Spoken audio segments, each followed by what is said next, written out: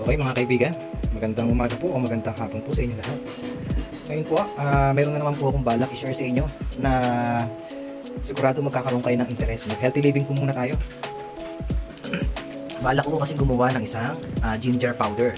Ngayon, ito po yung mga dapat nating gamitin para sa paggawa ng ginger powder. Ngayon, ito po ang mga gagamitin natin para sa paggawa. Sinashare ko lang po ito sa inyo para po sa mga taong mahilig po na gumawa o uminom ng ginger tea. Yan. Ako po kasi talagang umiinom din po ako ng ginger tea. Para po kasi alam ko na maraming benefits po itong nadudulot sa akin. Kaya gusto ko rin i-share sa inyo kung paano para makamenos na rin po kayo. Siyempre, kailangan natin ng ito po, blender po. Tapos ito po is luyang dilaw. Ito po, ayan, luyang dilaw po ito. 1 kilong luyang dilaw. Yan, 1 kilo po yan. Tapos, 1/4 na asukal. Kahit wash lang po ang gamitin natin. Wash. Ito po, wash na asukal, 1/4 po ito. Tapos, gagamit din po tayo ng gloves. Kasi po, ang ginger na dilaw is talagang nakakulay siya sa kamay. Baka kulay siya ng kamay para katuloy. Pag ginamit mo ito na wala kang gloves, parang magkakaroon ng hepatitis kung nakakaya. Kaya gumamit na lang po tayo ng gloves. Tapos po, ito. Kung mapapansin niyo po, ito po kasi is ginamit ko na. Ayan, ito po. Dito po ako nagsasala ng pinag-blenderan ko ng ginger. Po, mas salang-sala po siya kaysa po dun sa mga strainer na nabibili po. Ito po, ito na po nagamit ko na. Ito po, malinis po ito. Nilabang ko na po ito. Kahit anong klase ng tela na cotton. Ito po, damit nga ito ng anak ko. Ito na pinutol ko na lang. Ayan po yung gagamitin ko. Kaya ganyan po yung kulay niyan kasi nagagamit ko na po yan.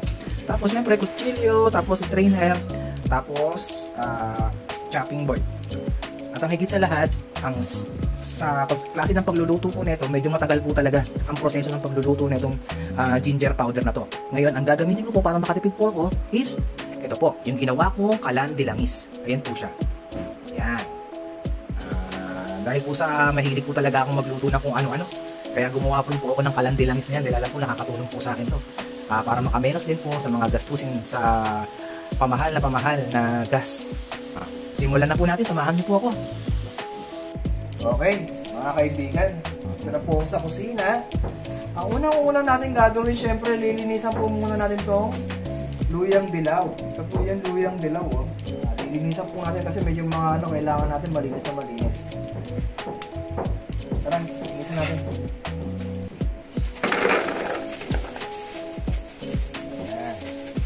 Gloves, kasi gagamitin natin itong gloves para sa paglilinis po nito. Kasi pag hindi po kayo gumamit nito, yung kamay nyo magiging kulay yellow. Ito po ang purpose niyan. Sinasabi ko sa inyo para hindi maging kulay yellow yung kamay nyo. Okay? Po yan. Linisan na po natin to. Okay, ito na po. Pero hugasan po natin ha, pangalawang hugas. Nakayod na po natin yan. Siguraduhin po natin na malinis po ang luyang dilaw. Pangalawang hugas yun po siya. Pangatlo. Hugasan po ng mabuti kasi may mga lupa-lupa po talaga yan.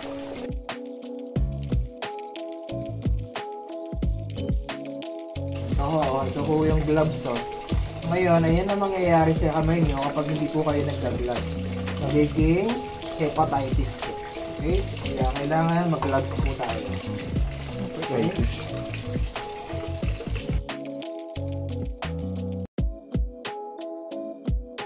Okay? Pagtapos natin hugasan, syempre, ikat po natin ng maliliit. Kasi pag sobrang laki, baka naman masira yung blender natin. Kaya medyo i-cut po natin siya ng maliliit. Kahit mga ganyan lang po. Kahit mga ganyan lang kaliliit. Ayan. Cut po natin. Okay?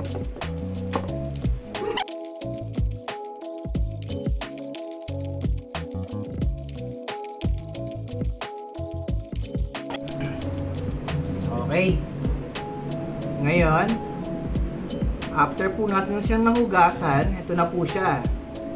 Ngayon, be-blenderin na po natin, ha. Ito na po yun, yung luyang dilaw. Ito po, ito na po yung blender. Be-blenderin natin siya para makuha natin yung juice niya. Yan. Siyempre, set up. Lagyan natin. Yan. Lagyan natin. Yung tipong kahit konti lang muna. Ha? Kasi, hindi naman siya pwedeng sobrang dami. Ha? Unti-untiin natin, ha? Para magilin po natin ng mabuti. Okay? Tapos, o nga pala, lalagyan natin siya ng kahit isang basong maliit na tubig. Yun. Ito po. Tapos, kahit huwag masyadong punong-puno yung isang basong tubig, ha. Kahit ganito lang kadami. Ha? Ito po yung baso. Ito po, yan. Lagyan natin siya nito. Kasi didikit po siya, eh. Dumidikit po yung panag-blenderan doon.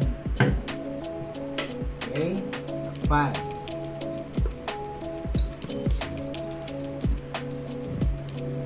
Okay, simulan natin.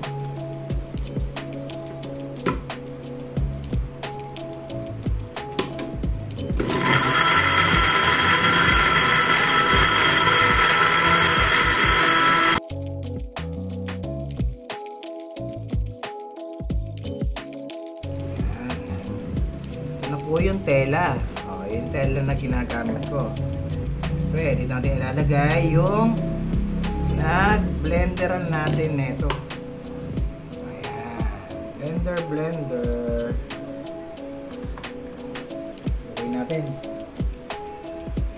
Kaya mas preferred ko po kasi yung tela na gamitin kasi kapag piniga ko po siya, talagang pigang-piga ko. Buong kamay ko po pinipiga ako sa kanya.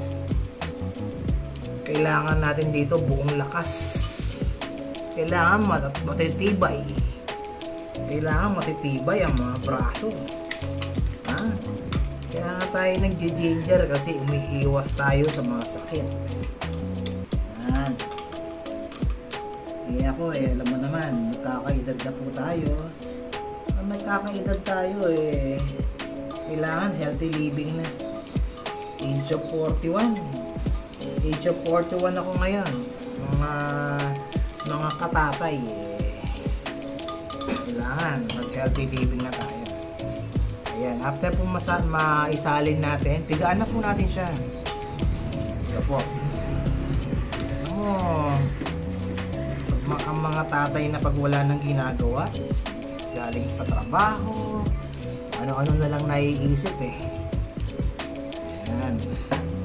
Ngayon, pipigaan natin. Ganito po siya. Yun, no? Yun! Ayan po ang purpose ko niyan. Yan, ganyan. Wow, juice! Yan ang juice. Ganyan. Yan. O, diba? Salang-sala po yan. Kaysa doon sa mga strainer. Minsan kasi maraming strainer na may mga may mga umaano pa rin diba? Tapos pag piniga natin siya, kailangan massage ganyan. Yan. Nakapag-produce na po tayo ng juice niya kanina. Ngayon, yung napagpigaan natin kanina na juice, syempre ilalagay na lang natin dun sa pangalawang be-blenderin po natin. Kasi hindi na tayo pwedeng magdagdag pa ng tubig pa ulit.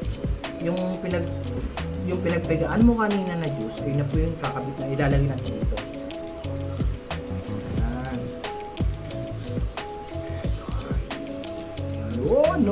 Yan, ganyan yun mga kabaday.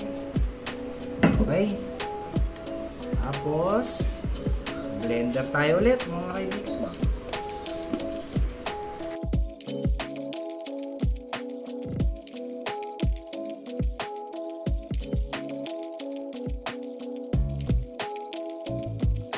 Siyempre, yan po siya. Sisimutin po natin yung nasa loob niya. Ayun o, yung mga nasa loob. Simutin na po natin yan. Kasi ho, sayang naman. Yan. Ibiga na po tayo ulit.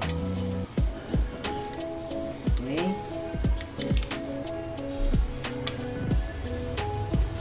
Ganito lang po ang proseso ng paggawa ng ginger powder.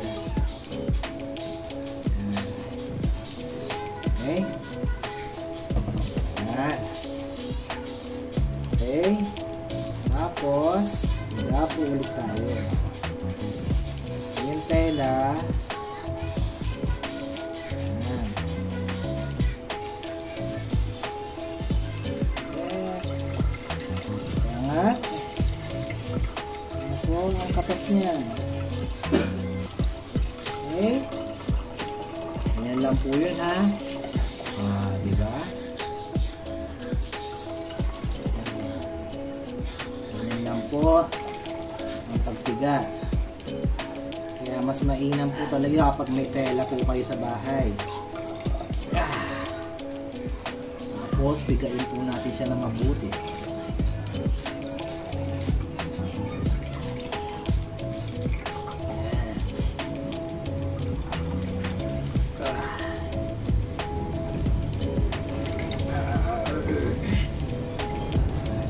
Braso.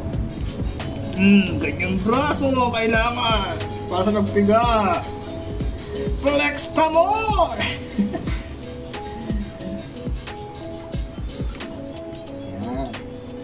Yan.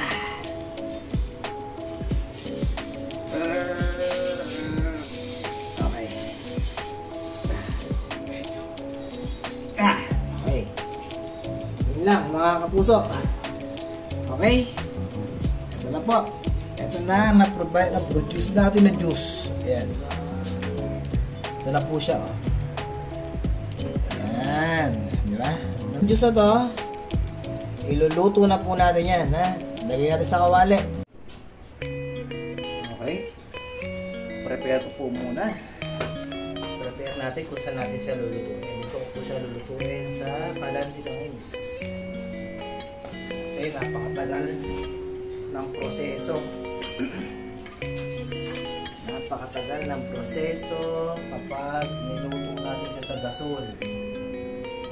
Mas makakatipid po tayo.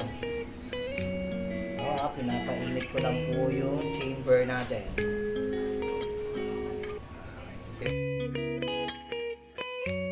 Okay. Ito na po yung juice na ginawa natin kanina. Natin siya.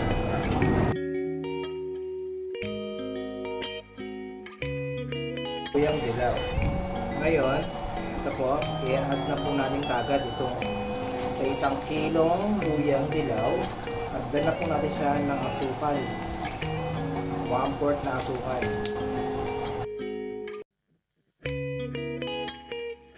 Tapos, haluin lang po ng haluin. Haluin nyo lang po ito. Ito po siya. Ito po yung Calandilangis po na ginawa ko. Pag sa mga lutuan na napakatatagal, ito na po ang ginagamit ko po talaga. Kasi mahilig po talaga kasi akong magluto ng mga matatagal na luto. Ito na po yung luyang dilaw natin.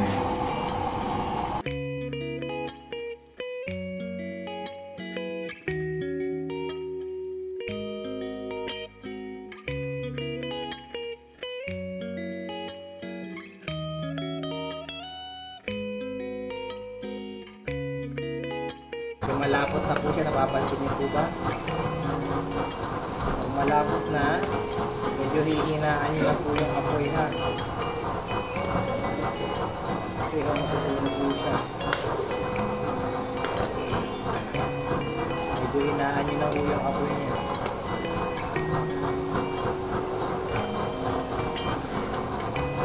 Tapos kakayurin na siya.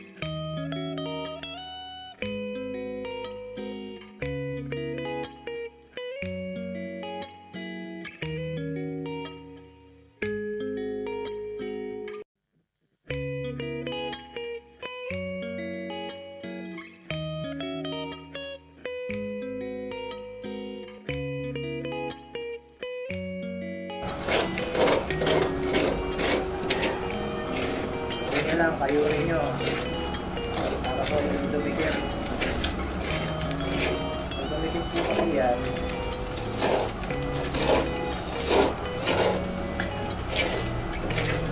hirap ng isang galing sa kawali.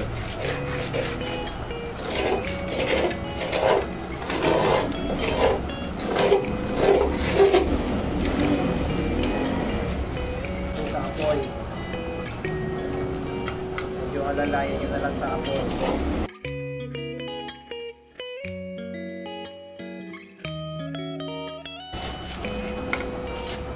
Hindi na po ba? Wala na nangyayari? Hindi mabuti.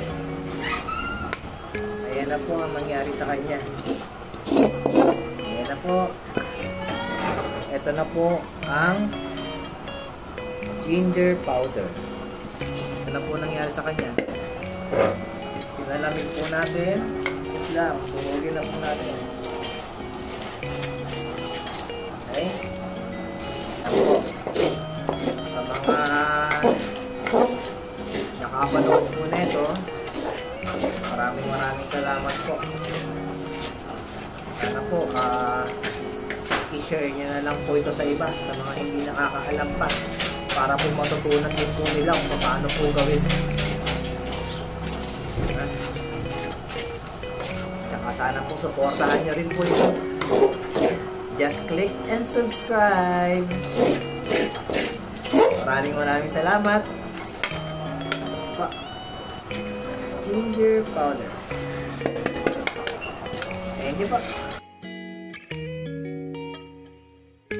Siyempre, pag umiinom kayo ng ginger tea, huwag nyo rin kalimutan mag-exercise. Tulong din po ito. Salamat po.